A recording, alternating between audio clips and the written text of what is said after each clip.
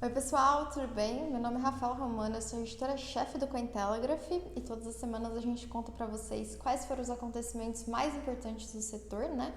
Começando então para falar um pouquinho sobre o Bitcoin, né? A gente teve no dia ali, no dia 14 de abril, a gente teve o all-time high do Bitcoin, né?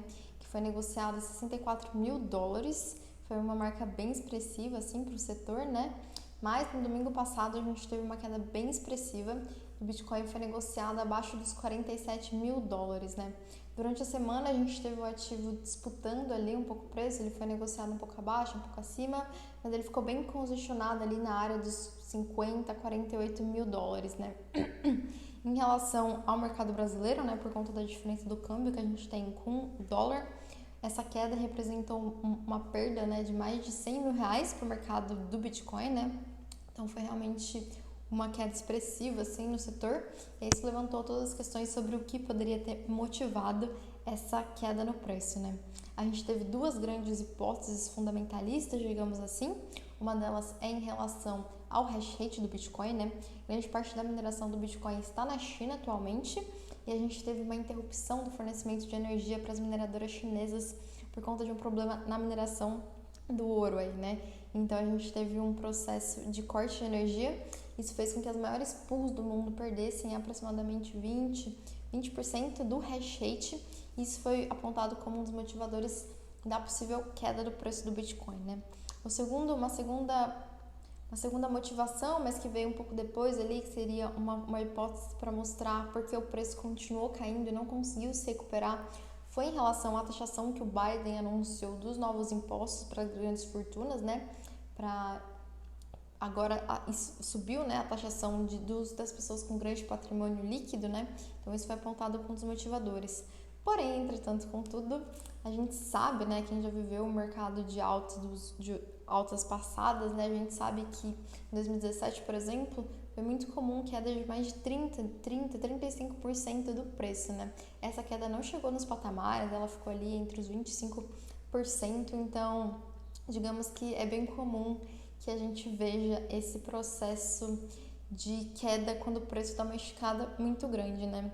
E durante esse momento a gente tem movimentações de grandes baleias que realmente conseguem afundar o preço, né? A gente teve durante essa semana algumas baleias movimentando em poucas transações mais de 45 bilhões de reais, né? Então são realmente movimentações bem expressivas que podem fazer com que o preço do Bitcoin atinja patamares baixos em pouquíssimas horas, assim, né? Com uma velocidade bem impressionante. Mas apesar dessa quedinha de 90, 100 mil reais, a gente teve alguns analistas que até comemoraram e disseram que isso foi um alívio para o preço, né? A gente teve o Plan B, por exemplo, que é o criador do modelo Stock to Flow, falando que essa queda faz com que o Bitcoin volte a ser negociado no termo de previsão do Stock to Flow, né? O crescimento do Bitcoin nos últimos meses tinha feito com que ele fosse negociado um pouco acima do modelo de provisão, né? Que o Plombi estava tentando ajustar, inclusive, né? Publicando umas novas análises, mas agora com essa queda ele volta para o patamar esperado de crescimento, né? É importante lembrar que durante esse ano, né, ele já cresceu, sim, expressivamente. Então, apesar dessa queda representar um valor bem expressivo, ela faz parte de um comportamento esperado no mercado de criptomoedas se a gente considera o passado, né, o histórico do Bitcoin nos movimentos de alta, né? Então, basicamente, são essas questões em relação ao preço do Bitcoin, né? Mas enquanto o Bitcoin tinha essa queda expressiva, o que acontecia é que não só o preço dele caía, mas caía também a dominância do Bitcoin em relação ao mercado total de criptomoedas. Pela primeira vez desde 2008, desde 2018, né? O Bitcoin atingiu uma dominância menor do que 50%, então isso significa que houve um grande fluxo de capital do Bitcoin para as outras criptomoedas, né? A gente teve o Ether atingindo uma nova all-time high na semana, né? Ele foi negociado a US$ 2.600, né? Ele também teve uma queda durante a semana, mas um pouco mais branda, né? Hoje ele está sendo negociado a US$ 2.300, né? Mas apesar de, assim, além desse desempenho superior do Ether, a gente teve um rompimento em relação ao par BTC e Ether, né? O Ether está sendo negociado no verde, digamos assim, em relação ao Bitcoin, né? A gente teve também outras criptomoedas que tiveram um desempenho interessante na semana. Apesar da queda do Bitcoin, a gente teve, por exemplo, o Doge, que durante a semana também surpreendeu com o preço, por mais que tenha caído também, assim, no final da semana, né? Mas acho que um dos casos mais interessantes foi em relação ao XRP. O XRP conseguiu, né? Ela tá tendo um desenvolvimento positivo em relação à disputa dela com a SEC e ela atingiu um novo all-time high em relação às entradas dos aportes institucionais. Eles quase dobraram na semana, né?